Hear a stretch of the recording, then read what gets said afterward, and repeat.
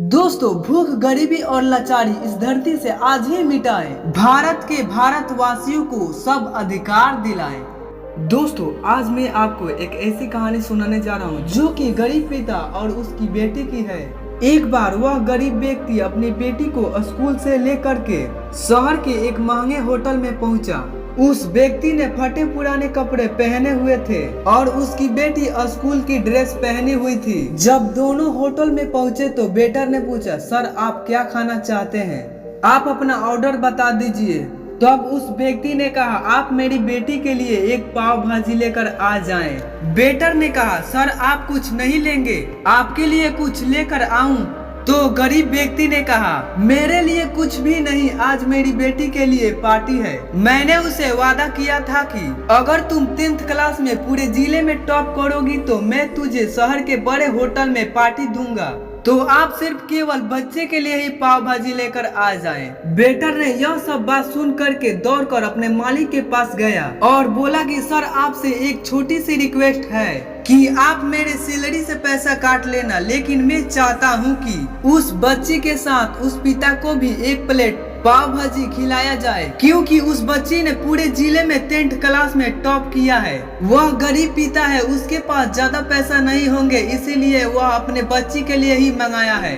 Hotel के मालिक ने यह सब बात सुनी तो मुस्कुराते हुए कहा, उस बच्ची के पिता के लिए भी पाव भाजी लेकर जाओ, उसके लिए भी ले जाओ, पैसा मत लेना। 4-5 पाव भाजी पैक करवा कर ले जाओ और 2-3 किलो मिठाई भी लेकर जाओ और उससे कहना कि यह पार्टी होटल की तरफ से है, आपकी बेटी, हमारी बेटी ने टॉप किया है। यह मिठाई लेकर जाइए और जश्न मनाइए। जब वेटर ने 2 प्लेट पाव भाजी लेकर गया तो वह व्यक्ति चौंक गया और बोला कि मैं तो एक ही मंगवाई थी, मेरे पास पैसे नहीं है। वेटर ने कहा, अरे सर शर्मिंदा मत कीजिए, यह पार्टी इस होटल की तरफ से है, आपकी बेटी, हमारी बेटी ने टॉप किया है। यह मिठाई लेकर जाइए और जश्न मनाइए। पिता और बेटी खुश हो गए और चले गए।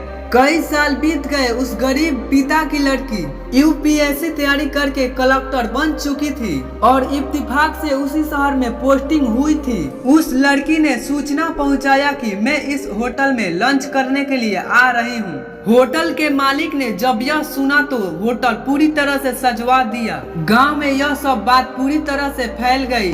कस्बे के लोग और उन्हें दूर दूर से देखने के लिए आने लगे।